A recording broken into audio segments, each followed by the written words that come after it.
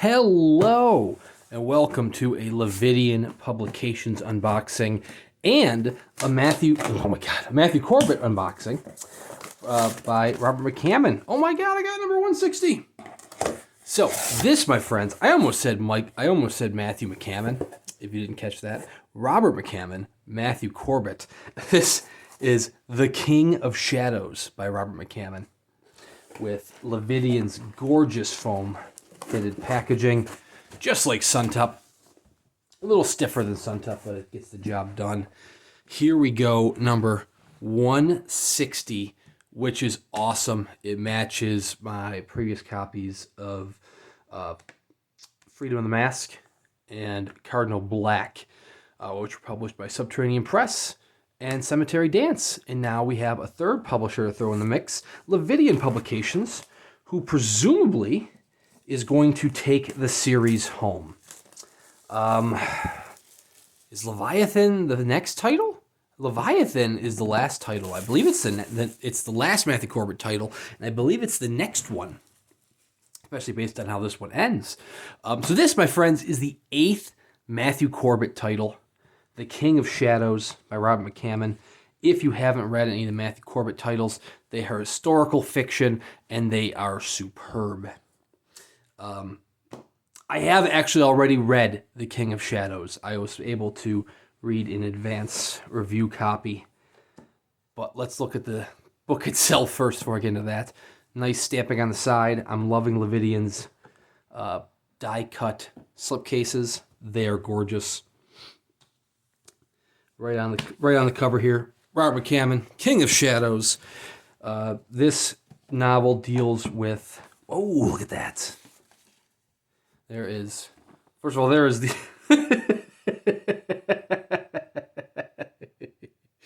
There's the full dust jacket. Vincent Chong's artwork. And oh my God, I haven't watched any of the unboxings from It's Terrific, or I know that Jeff just posted one, well, yesterday at this point. Cardinal Black had an image of McCammon in gear. I was not expecting him with a fake nose. That is incredible. Oh my God. Nice little kind of leather bound or faux leather cover with the man stuck to the wheel, which is kind of like a god. It's kind of a mysterious figure that is in this church on an island that Matthew and company find themselves stranded on.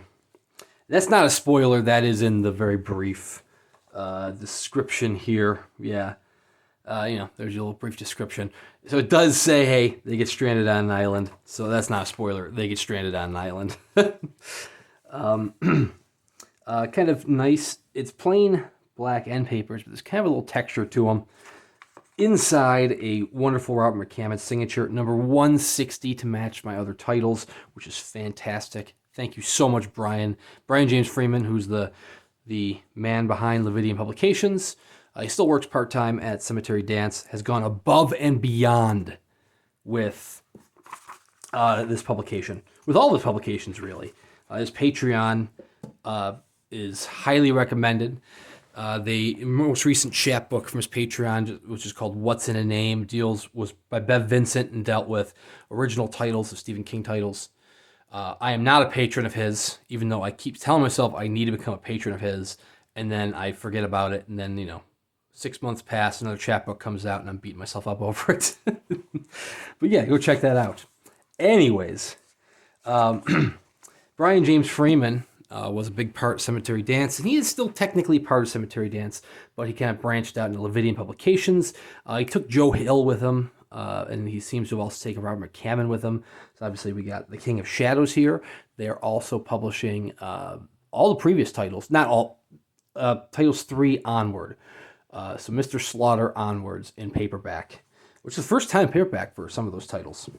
But Queen of Bedlam and Speaks the Nightbird? Sings the Nightbird? Speaks the Nightbird, yeah, are not included. We really need a nice special edition of that first title, because Queen of Bedlam got the Subterranean Press treatment, then Cardinal Black got the Cemetery Dance treatment, but Speaks the Nightbird still kind of neglected. It had the signed edition that you can technically still buy online, but the publisher kind of fell face of the earth and you're never going to get a copy. So don't do it. But anyways, this limited edition has black and white illustrations throughout by Vincent Chong. Let's see if we can show a couple of them. That first one's probably going to be whales. Very suggestive looking whales. Moving onward. So if you haven't read any of the Matthew Corbett titles, then you should definitely check them out. I mean, check out Robert McCammon in general. He is phenomenal.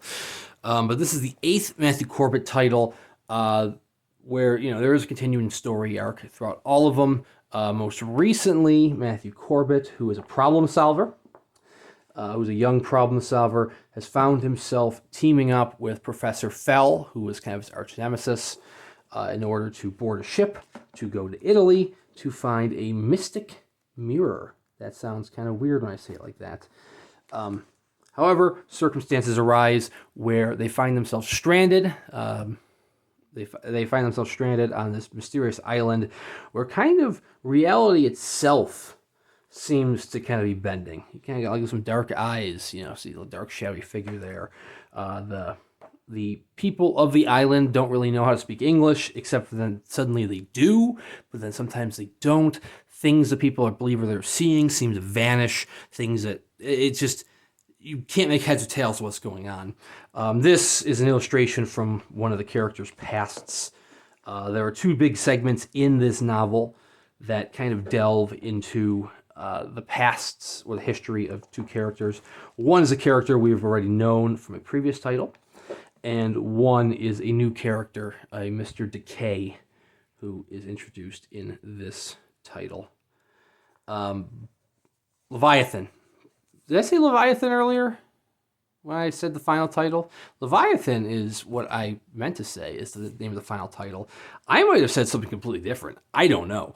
Anyways, Matthew Corbett and company are stranded on an island where what they know doesn't seem to be real, and they can't make heads or tails of what's going on with this island. It's a very mysterious island. They become shipwrecked on the island, need to get off while also kind of keeping their sanity. Very brief description there, but McCammon's style is phenomenal. I love his writing style. I mean, every novel I've read by McCammon has been phenomenal. Going back to Boy's Life, one of my favorite novels of all time, up through this Matthew Corbett series, it's incredible. They Thirst is phenomenal. Wolf's Hour, great read. You can't go wrong with some Robert McCammon, is what I'm saying. And you can't go wrong with The King of Shadows here. So if you haven't read any Matthew Corbett titles, seriously, get on over to Lividian Publications, and you can buy paperbacks, pretty cheap, of titles 3 through, well, it'll be 3 through 8, because King of Shadows is going to get its own paperback as well. You will have to find the first 2 titles through other means, the secondary market. I think you can actually buy them firsthand. They are still in print through, it's like Pocket Books or whatever publisher it actually is. You can buy Speaks the Nightbird and Queen of Bedlam and dive into those. They are also all on Audible.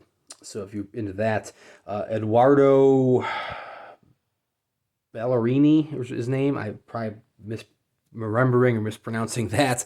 Does a phenomenal job. I listened to the first 3 titles, which is Speaks Nightbird, Queen of Bedlam, Mr. Slaughter on audiobook. They were phenomenal. King of Shadows here is phenomenal as well. It's not, I will say it's not his strongest of the Matthew Corbett series, but it's a very good middle novel leading up to Leviathan. The backstory is for these 2 characters. They're pretty extended periods, but they are really great reads. And it's, once again, an incredible Matthew Corbett journey. So thank you very much, Brian James Freeman, for getting this novel out there, for getting this novel into my hands, and for matching the number is incredible.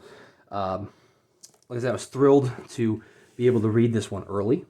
And now that it is out, you can read it as well, and you can follow the adventures of Matthew Corbett, Hudson Greathouse, and Professor Fell. I don't want to say any other characters' names other than I mentioned Decay, but I don't want to mention any other characters' names because it might be a spoiler.